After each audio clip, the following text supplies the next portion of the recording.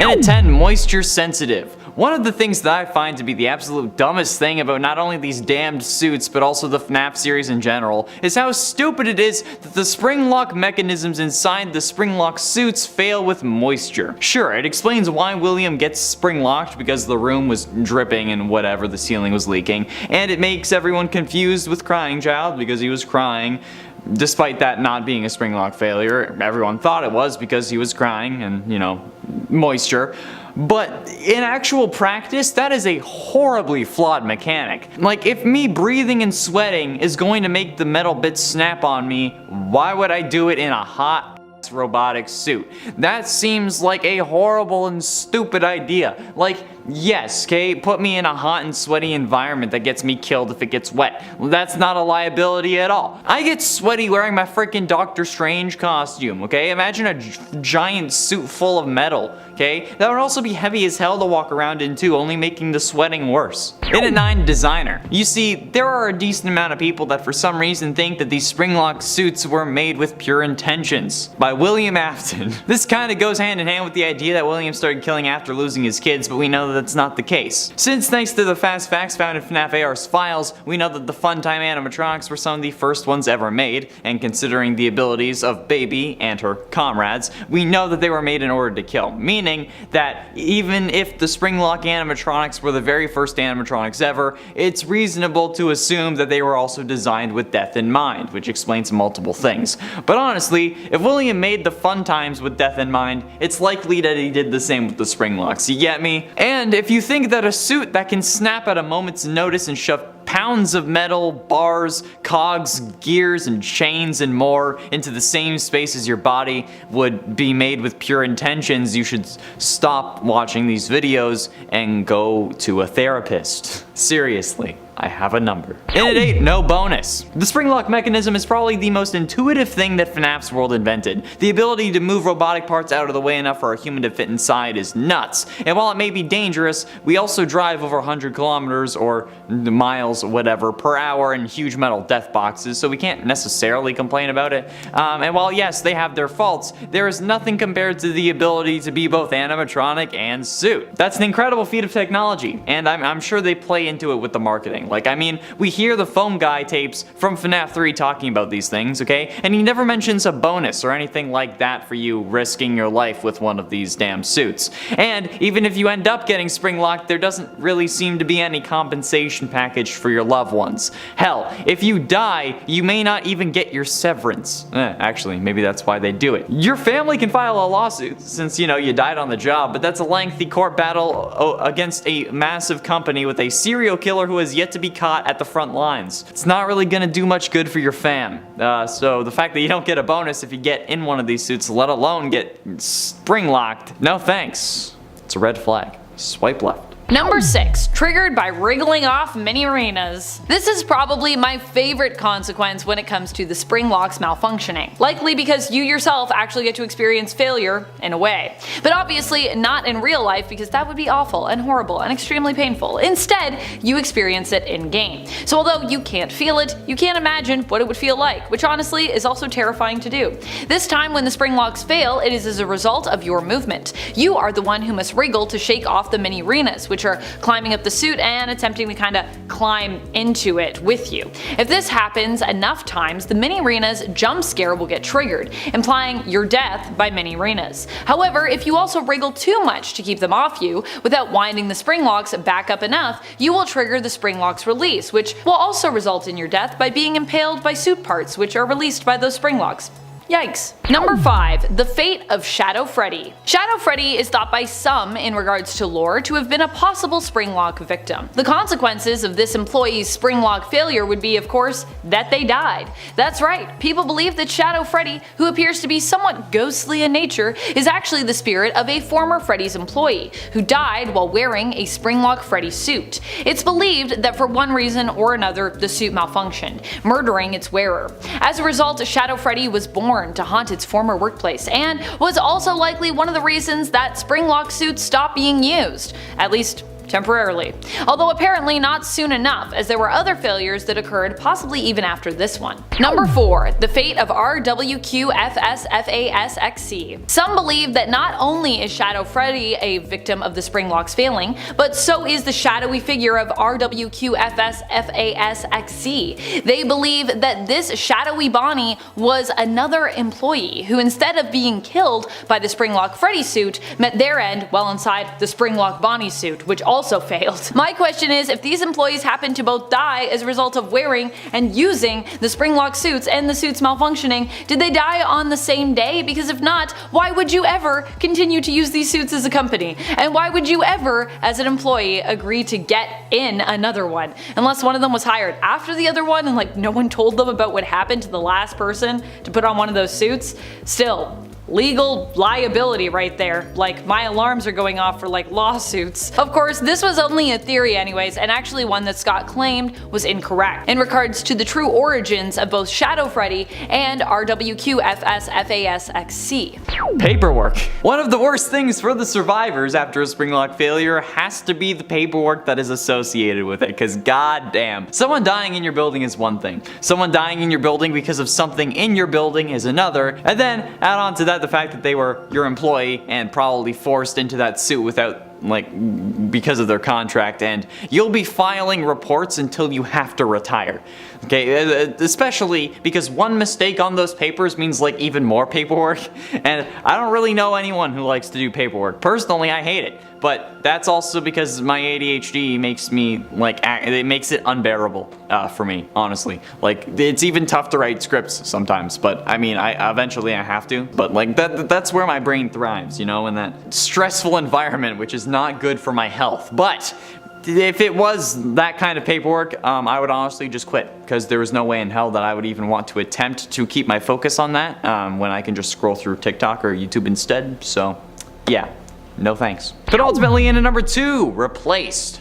Oh yeah, don't forget your bones being replaced with metal ones. Yeah, like sure, there's surgery for people who need repairs or replacements, okay? I think like hip replacements are probably the most common actually. However, those have whole processes behind them to ensure a fast recovery and, you know, survival, not being infected. All of a sudden being shoved full of metal bones where normal ones used to be, that's a guaranteed infection at the very least, especially considering how, you know, your normal bones have to go somewhere else. And whether they're just crushed and then spread out inside you or just pushed out the other side, you're going to be in a hell of a lot of pain. Plus, you know, probably not alive, which I guess is a good thing, since you won't really have to deal with the intense pain for too long, hopefully. But this actually makes me think, if you replace all of your bones with metal ones, are you still you? Is this like a Ship of Theseus moment? Am I about to have like a WandaVision finale? Or like, are we just our brain? And if we are our brain, does that mean that if we have a brain transplant, do we become another person despite it still being my body? And does that mean that we're just like a brain piloting a bone mech with meat armor? Oh no, existential crisis! And finally, in at number 1, death. I mean, don't get me wrong, okay? But the worst thing about a Springlock failure has to be the whole death part, right? Ignore my mumbling. I mean, honestly, okay, it's obviously not for some of you, given the whole comments thing earlier, but the only reason you wouldn't die in a Springlock suit is because you're a main character and need to be around for the story, and then you're just in agonizing pain for the rest of your life. Yeah, the only people who have survived a Springlock failure, well, confirmed, is William.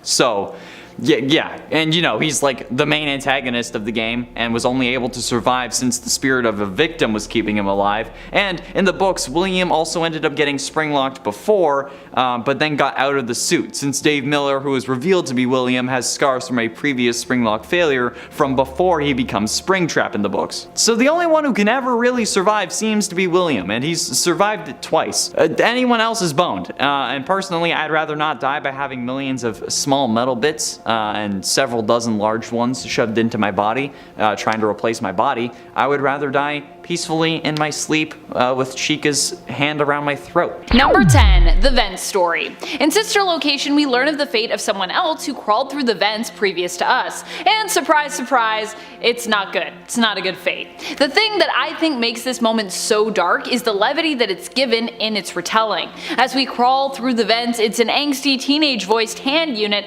that offers to tell us a funny story. The story goes that a dead body was once found in the vent that we are in. Hand unit admits the story isn't that funny, but falls back on the fact that, hey, it was a story. As you are in the vent, the fact that there is no sympathy for the dead body or any explanation of how or when it was found just kinda adds to the darkness and the horror of this moment. Number 9. The Final Call. In the first FNAF game, our final call sounds like a demon picked up the phone to call you.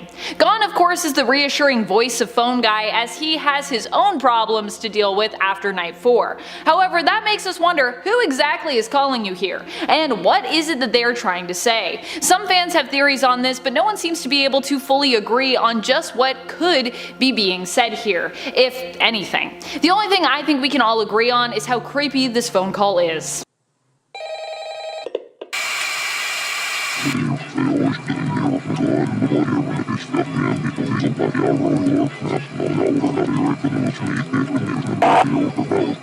And friends, before we move on to this next spot, if you are loving this list, be sure to show it by giving this video a thumbs up. And be sure to check out our FNAF playlist for even more FNAF videos. Number 8. Say Hi to Ballora. These mini-renas though, they really just get me. Why are they so creepy looking? How is this a thing when Ballora is made to look so pretty and so nice, and yet her mini-renas literally appear as though they were just designed to be straight nightmare fuel. In Sister Location, part of our job is making sure that the animatronic performers are on their stages, practicing and ready to perform whenever they are called upon next. If they are not on the stage, we are meant to give them a controlled shock to encourage them to come out so that we can see them. For Ballora, there is one night where we do not do this, as she appears on her stage willingly. Well, not really willingly, more in pieces, which are paraded in front of us by her mini-renas, who hold up her disassembled body.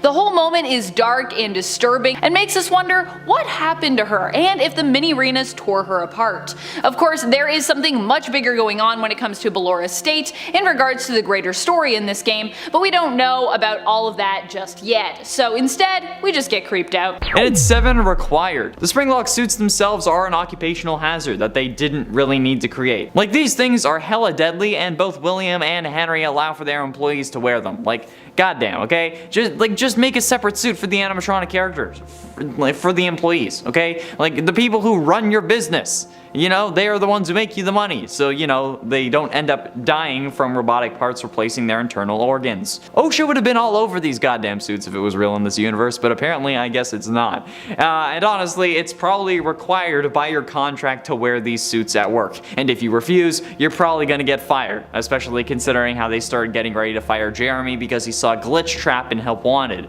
So why wouldn't they fire you for not wearing your suit if it's in your contract? Even if you claim it was to protect your life, they'd find another reason that you couldn't really fight against, so. Especially, you know, when a serial killer is the CEO. And its 6 implications. Now, while the term Springlock is used in real life, it's totally different from the actual FNAF mechanism. I'm certain most of you got the whole Springlocks are real line from Springlocks and You, How Not to Die Remastered. It's a thread on the FNAF wiki. However, actual Springlocks are just locks that use springs, okay? From my research, what I gathered is that a spring lock in real life is, in simplest terms, a spring lock. It's like if your front door's deadbolt was on a spring. Every other instance talking about real spring locks or just ends up bringing you back or quotes this page, so it's kind of circular logic, okay? You can't use evidence within the thing that you're trying to prove as proof that it is real. It's like plugging a power bar into itself. It doesn't work. You can't use the same article to prove that spring locks are real, okay? Because they're not. At least their game form isn't. But if the spring lock failure was real, I think the implications of, like, all of this being real in general is like one of the worst things. You get it? Like, it's definitely in the top 10. Get it? It's a little meta content joke for you because this is a top 10 list. It's in the top 10. Halfway through into number 5, comments. I've mentioned this in previous videos, mostly to explain why there won't ever be an actual, real FNAF restaurant that you'll be able to walk into, and it still remains true since we're only getting a virtual diner that you can only order online. However, I think that one of the worst things still, and especially when it comes to these suits, is the goddamn comments about them. You wanna know a comment that I saw yesterday? Well, yesterday for me as I was writing this, Wednesday for you. Okay, I saw someone say that they want to be spring-locked. What? Why? Why would you want to be spring-locked? Do you know how messed up that is? You're saying that you want to be killed by this thing? Cause there's some hotlines that you should call. Like, why on sweet heaven's earth would you want to be spring-locked? Do you know how absolutely agonizingly painful that would be? That would be one of the worst things imaginable, okay? Holy sweet Lord baby Jesus W. Christ. That would be one of the worst ways to go, if not the worst way. At least like as far as like actually could happen goes, I think at least, okay? Cause like a volcano would suck, but it's a bit unrealistic. It's a bad idea, okay? Stop doing this, stop saying this. Okay, talk to a doctor. Number 3, hangmen. The fate of the workers in the lore and stories is really what gets me while in the game, because you yourself as the protagonist are meant to be a worker at this place.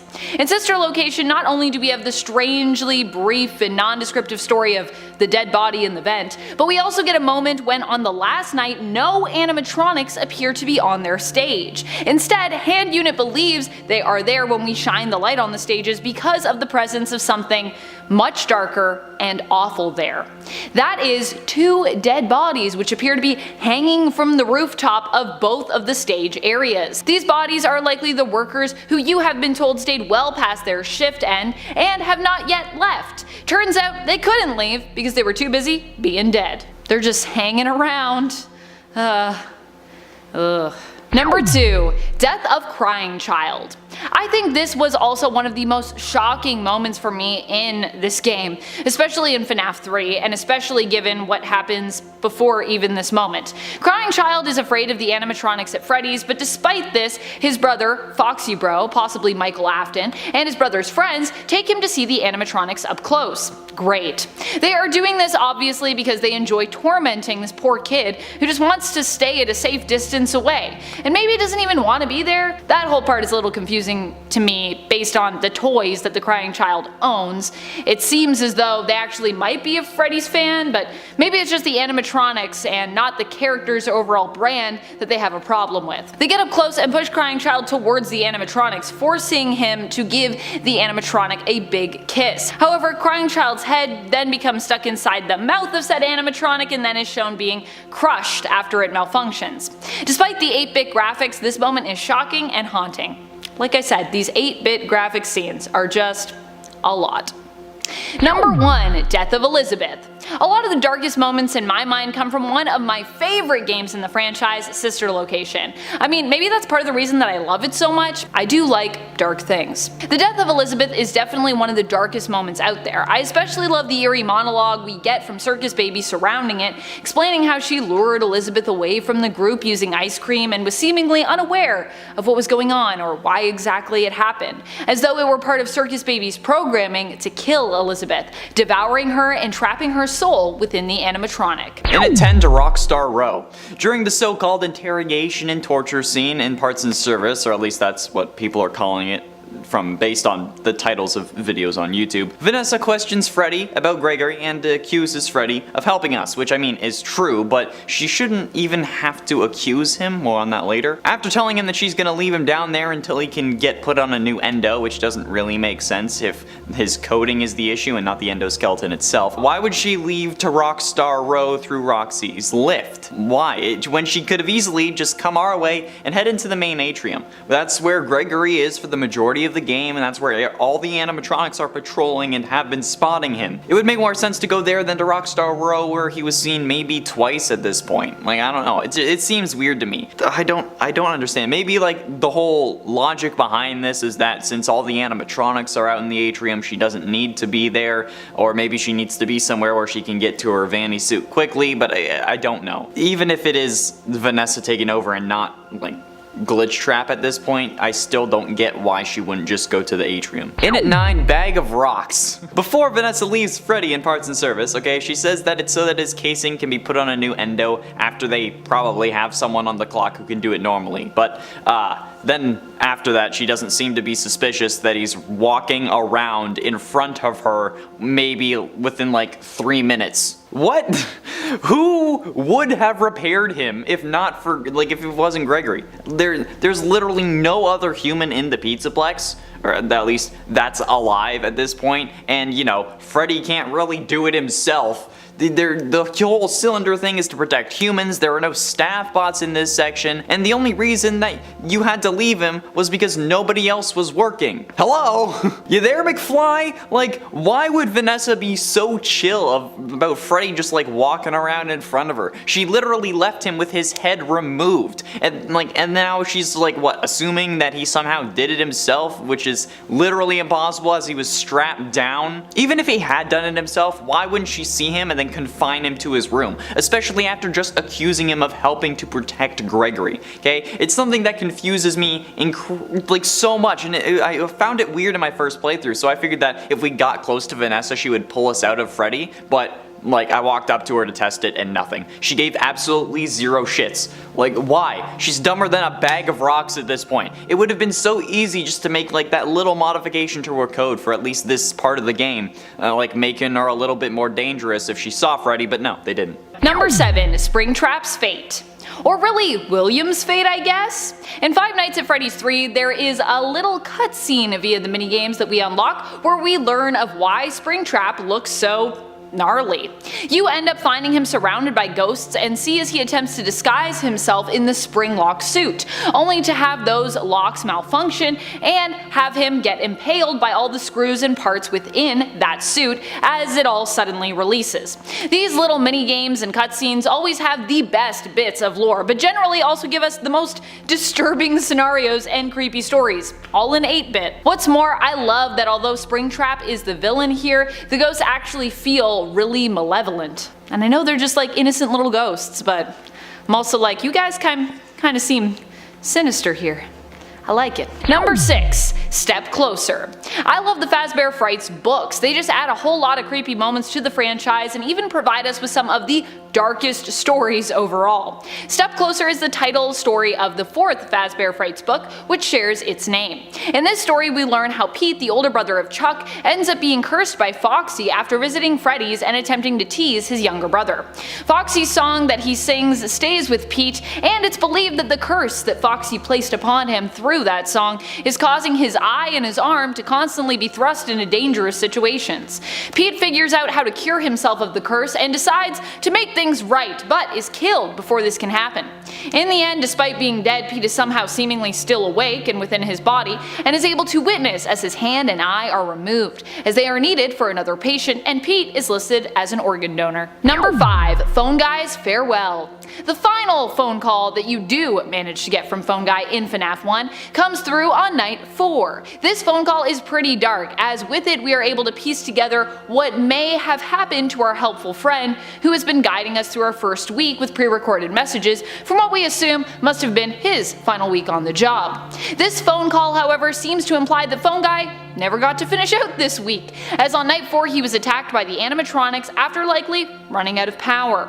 All we can hear is his voice somewhat frantic but attempting to hold it together as he asks us to check the suits maybe in the back room for him, as he plans on hiding out there before he is interrupted by Freddy's music and what sounds like an animatronic jump scare. Number 4, Room for One More. Still one of the most horrifying and haunting stories that we have received so far from the Five Nights at Freddy's franchise comes, for me, once again, from the Fazbear Frights books. The 1:35 a.m. story Room for One More is such a disturbing story that I cannot ever forget it. It really just stays with me. It recounts the tale of Stanley, a security guard who works at an underground facility, likely Circus Baby's entertainment and rental, and can't help falling asleep on the job because, well, he works nights. Many arenas always come to visit him to ask if he will take them home with him, and he agrees to do so, but whenever he wakes up, they're seemingly gone. Oh well. We learn that what has really been happening is that they have been crawling into his body while he was asleep, making Stanley feel more and more unwell as the story goes on. But he doesn't realize why until the very end, when he actually witnesses one Minirena crawling inside him as he screams after she asks him if he has room for one more. Getting close to the end into number 3, Destruction. And isn't it convenient that there is a way to break every other animatronic that isn't Freddy? Okay, that leaves the animatronic broken in such a way that we can remove whatever aspect we actually needed to upgrade Freddy? Hell yeah it is. It's so convenient, in fact, that there is somehow a way to break them that just works perfectly for their personality, and the perfect amount of the animatronics as well. That works the first time. And even with Chica, okay, we push her into a goddamn trash compactor and somehow don't get crushed ourselves despite her grabbing onto us and pulling us with her. We only get pulled down into another area of the Pizzaplex that we can still get back to the Pizzaplex through, and you know, we weren't pulled into a thing that crushed our skulls. So yeah, needless to say that looking at this logically, it makes absolutely zero sense that any of this actually happened. Okay, we didn't even need to crush the animatronics, and instead we could have just chilled in Freddy's room until 6 a.m. when the doors opened. Ultimately, in at number 2, staying until 6. Speaking of which, Glamrock Freddy straight up encourages Gregory to risk his life in order to get out of the Pizzaplex, when in all honesty, the safest thing to do would have just been to keep him in your stomach or in your green room until 6 a.m. Especially after the door closes and he was definitely stuck, which just, it makes no sense whatsoever if Freddy is really meant to be protecting Gregory. There was no need for the whole daycare secret escape hatch thing. You could have just gone back the way you came and everything would have been fine. You wouldn't have been suspicious since you would have at least appeared to be like you listened to Vanessa after you saw her in the healing area and went actually back to your room, and then Gregory would have been safe, especially after you knew that there was some crazy bunny running around the pizza place looking to slaughter him. So yeah, if Glamrock Freddy is like supposed to be protecting him, he did a horrible job at protecting this kid. Okay, I don't understand.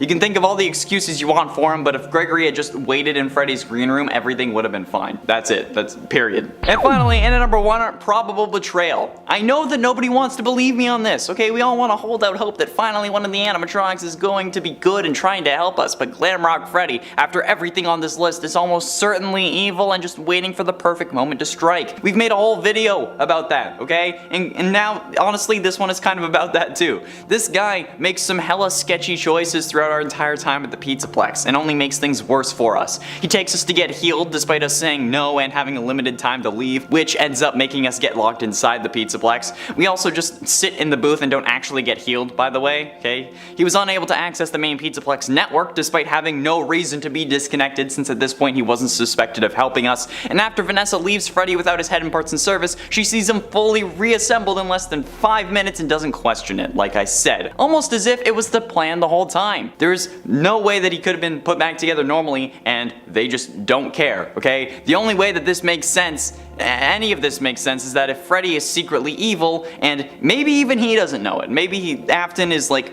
in the back of his mind just like waiting to come forward. In at 9, Cassidy. Cassidy is the most mysterious victim in the missing children's incident, okay? Her name was hidden for years, only being revealed in the survival logbook and then confirmed in the FNAF movie script Scott talked about in a post on Reddit. That script though was ultimately scrapped. And honestly, we don't really know much about her. We don't know how she died, and there are plenty of theories that claim to have evidence of her being a Springlock victim. Maybe William knew that that would be an easier way than just, I don't know, a knife. I mean, after all, she does possess Golden Freddy, and some figure that he could be a Springlock suit that had the guts removed, hence the slumped over nature in his FNAF 1 and 2 forms. However, if this was the case, and Cassidy's body was in that suit, wouldn't they have found it when they were gutting the animatronic? But maybe, then again, William was the one who gutted it, considering how he was the suit technician. For a suit technician though, he did miss a fatal flaw with the animatronics he literally designed, since he got in the suit when it was wet like we just talked about. But either way, Cassidy being a Springlock victim could be true, but it's still a mystery. At least until Scott acknowledges the idea. Until then, it's just a theory, so don't go around saying that it's fact. It's a mystery. We don't know. In at 8, Kelsey. Kelsey is in essence the main antagonist of the Fazbear Frights story The New Kid from the 3rd Fazbear Frights book 135 AM. Kelsey had just moved to town and ends up becoming friends with the main protagonist, Devin. Devin ends up getting jealous of how much everyone loves Kelsey though, so he hatches a plan with his other friend to trap Kelsey in a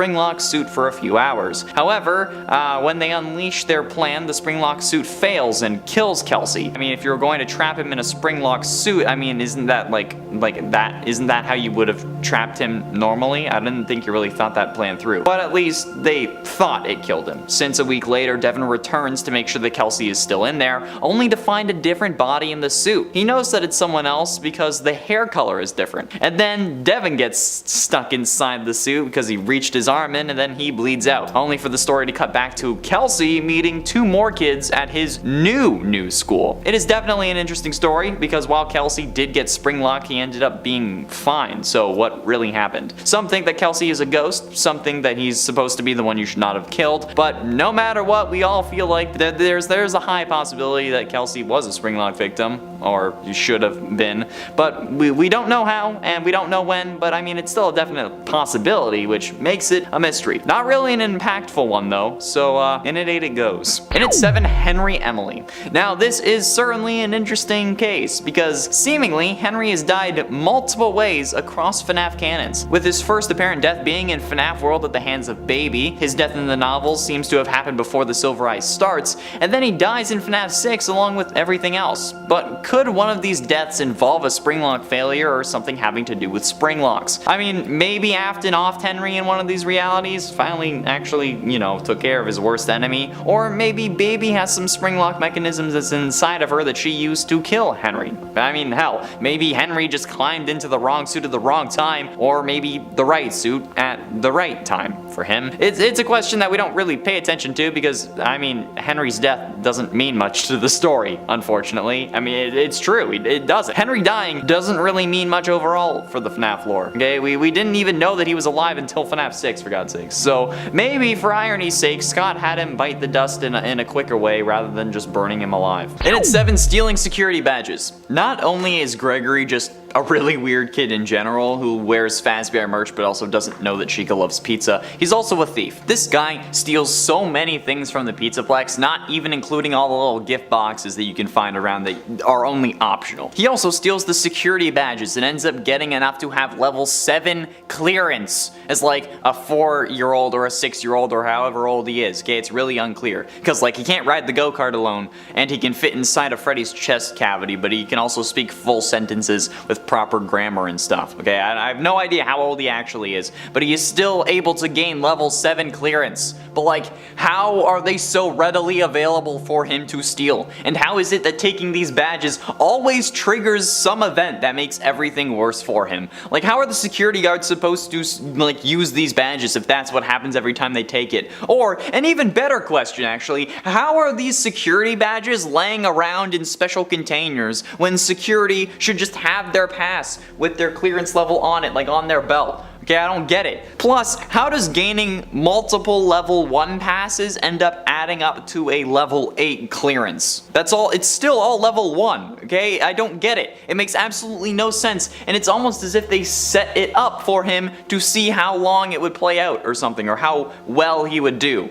I don't know. And at 6, fire. Okay, so during the true ending, otherwise known as the Afton ending or the Burn Trap ending or whatever the hell you want to yell at me for not calling it ending, we have to fend off Burn Trap's attempts to take control over Freddy by setting him on fire using what I'm guessing are the mechanisms that Henry uses to set the fire in FNAF 6, since this is the same location. However, it's incredibly convenient how we fall into the room that has all of this stuff in it, that it has the monitors set up connected to the cameras in the various rooms that Burn Trap enters exclusively, with buttons that light the fires in the corresponding room that like has the camera on the monitor. Yeah, despite it being far more convenient for Henry to light all of them at the same time, I don't get how this works. Plus, I mean, like, if you think about it, how are these still working? It's clearly been a while, and some of the comments report that the Pizzaplex has been open for at least 4 years, which I don't know if it is accurate because, I mean, it's the YouTube comments. But if it is, these cameras and old-ass computers are still working 4 years after being set on fire that was enough to ruin the building.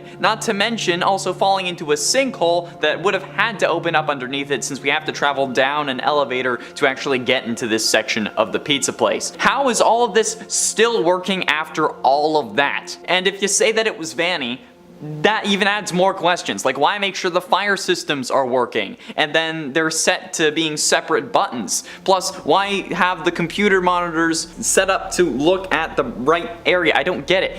And how are these these computer monitors are literal dinosaurs. How did they work before the fire, let alone after it? This is the kind of thing that demonstrates the line between luck and intent, because there was no way this many things lined up for him, excluding plot armor, because we kind of need to ignore protagonist syndrome for this entire list. But still, if this was just happening, that would not happen. Never. No way. Halfway through into number 5, Ice Cold Captive. Gregory in the Faster Blast ending actually orders the robots to disassemble Vanny, since she just ordered them to disassemble Freddy. But like, disassembling a robot and a human are two very different things. Okay, trust me, I would know. I'm surprised the robots even listened to him. Adding on to that, the fact that Gregory is willing to kill Vanny here, it's pretty messed up, especially given that like most people assume that he's 10 or 11, which doesn't really seem to make sense. Either way, you could argue that he doesn't know any better, but clearly he does. Okay, this kid is able to destroy all 3 animatronics without a moment's hesitation, use their upgrades on Freddy, he's willing to kill Vanny despite seemingly knowing her like we see in the best ending,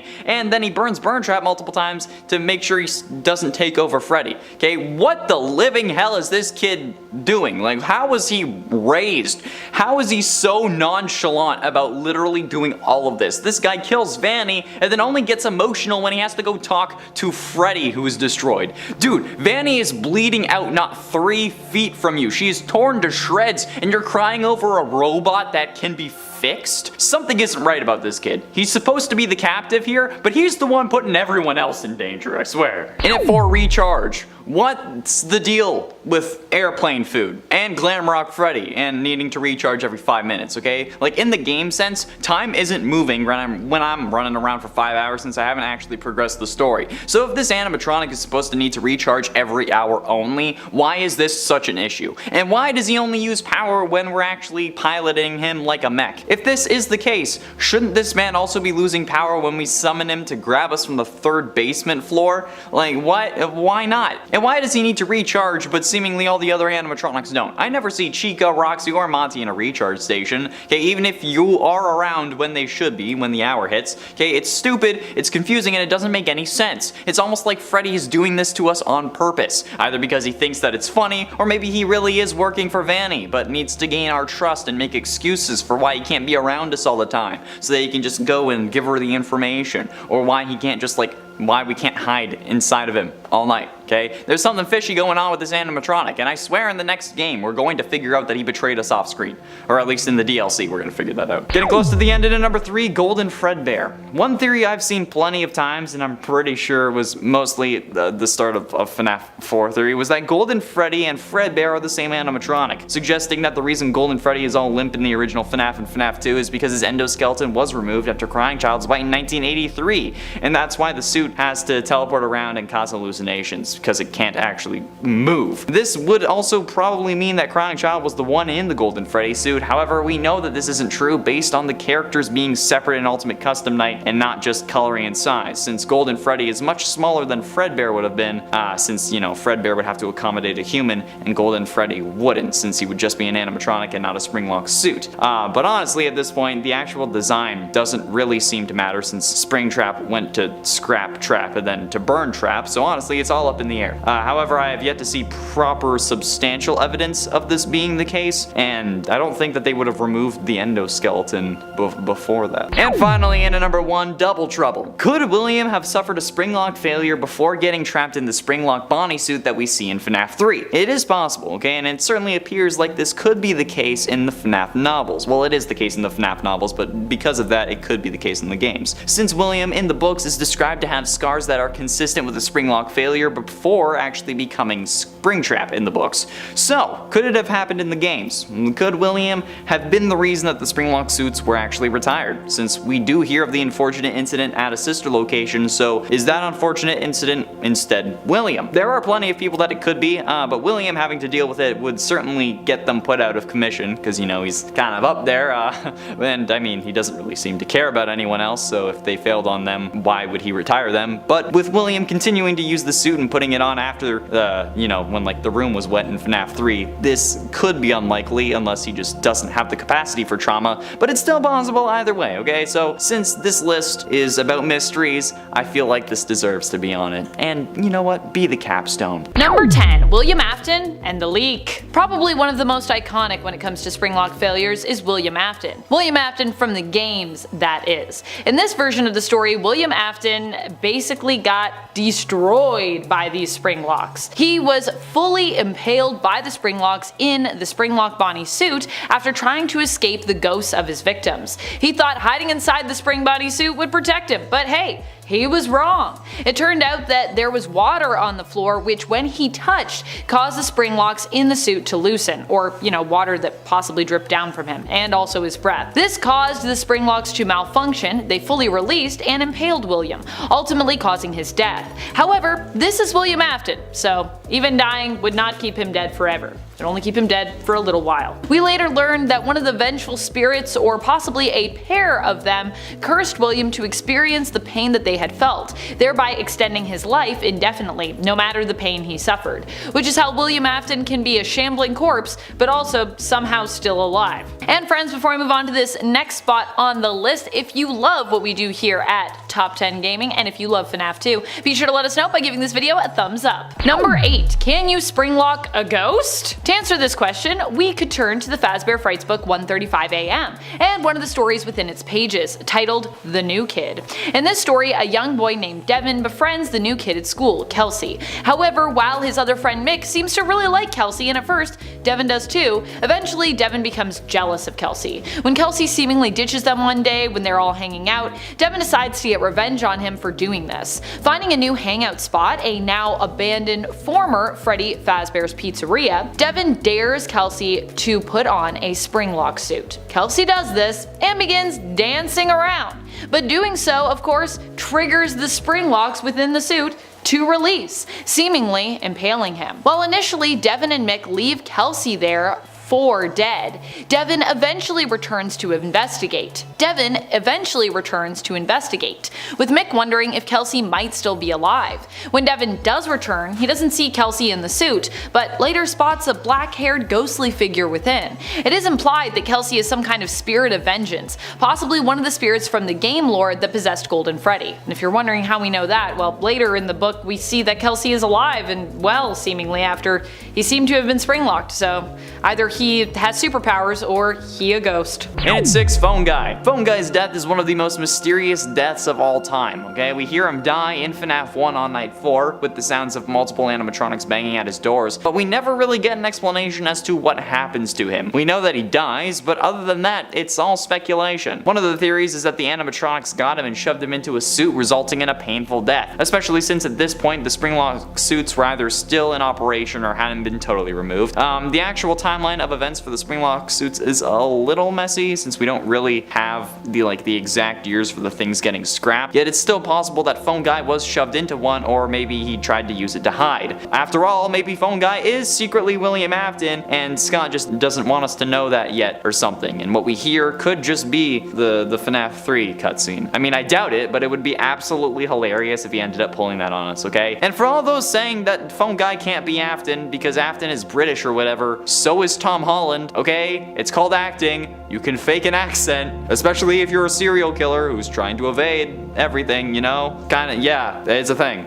Number 3. Payback. Going back to the Fazbear Fright story, the new kid from the 135 AM book, Kelsey, wasn't the only one to get Springlocked in the story. When Devin returns to the abandoned Freddy's to see if Kelsey might still be alive, he notices the suit is empty. He thinks he sees something further inside, and so he decides to reach into the mouth of the suit, only for the suit to seemingly clamp down on his arm. Of course, you should never do that. If you see something and you're like, oh, maybe I'll put my arm in this thing where my arm could get stuck, don't do it. The more he struggles, the more he seems to get sucked into the suit. Sure, this isn't so much a Springlock failure from the inside, and no one's wearing the suit in some of these. It's more reminiscent of the Bite of 83, because I don't think there was anyone in that suit. But this is still a Springlock suit failing. So, while different, I still consider it to be a failure with consequences.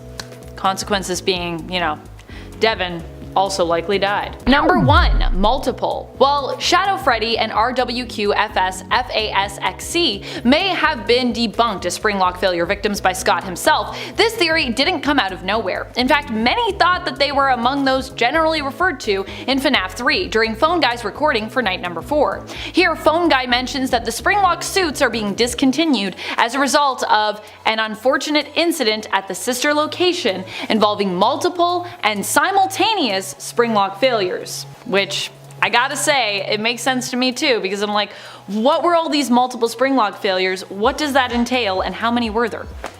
Oh boy.